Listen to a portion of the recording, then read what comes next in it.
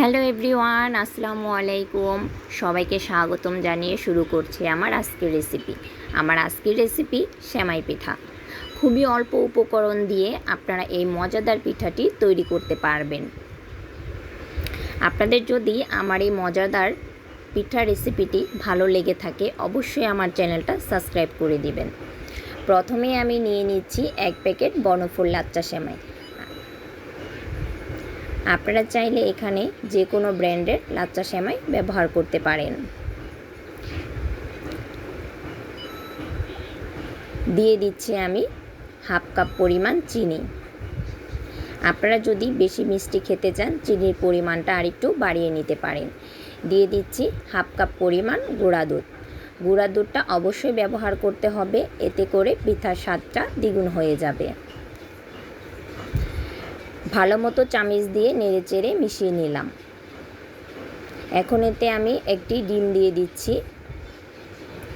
ডিম দেওয়ার পর ডিমটা সেমাইয়ের সাথে ভালো মতো মাখিয়ে নিতে হবে। আমি হাতের সাহায্যেই মাখিয়ে নিচ্ছি, এটা হাতের সাহায্যে মাখালেই ভালো হয়।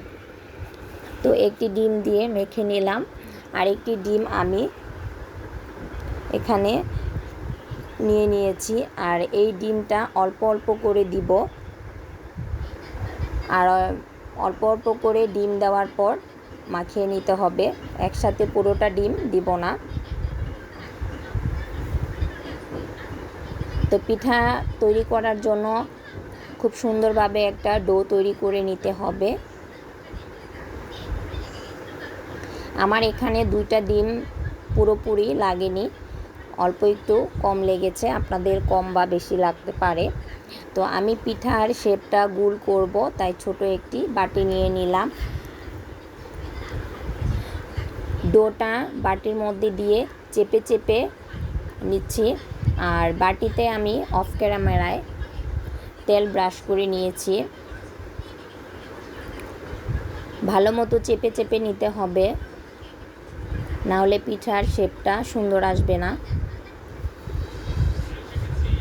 এই তো দেখেন পিঠার কত সুন্দর একটা গোল শেপ চলে এসেছে।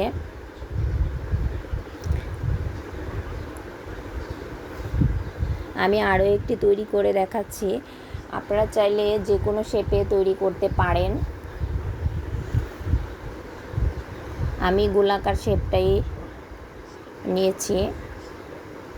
তো এভাবে আমি সবগুলো পিঠা গোলাকার করে শেপ দিয়ে নিয়েছি। এখন কড়াইয়ে একটি প্যান বসিয়ে দিলাম, আর তেলটা সামান্য পরিমাণ গরম করব, বেশি গরম করব না।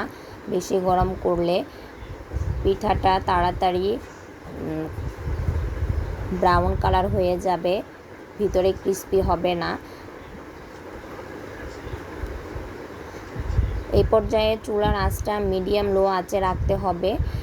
আর তেলটা যখন পুরোপুরি বলক চলে আসবে তখন চুলার আঁচটা একদম লো আঁচে দিতে হবে। লো আঁচে পিঠাটা ভেজে নিলে এর কালারটাও সুন্দর আসবে এবং খেতেও খুব ক্রিস্পি হবে। এক পাশ যখন ব্রাউন কালার হয়ে আসবে তখন অন্য পাশ উল্টে দিতে হবে। এভাবে 3-4 বার উল্টে পাল্টে নিতে হবে। আপনারা যদি এভাবে এই সেমাই পিঠাটা তৈরি করেন খেতে খুবই অসাধারণ হবে। এই তো পিঠার কালারটা একদম ব্রাউন কালার হয়ে গিয়েছে। এখন আমি পিঠাগুলো একটি কিচেন টিস্যুর উপর তুলে নেব।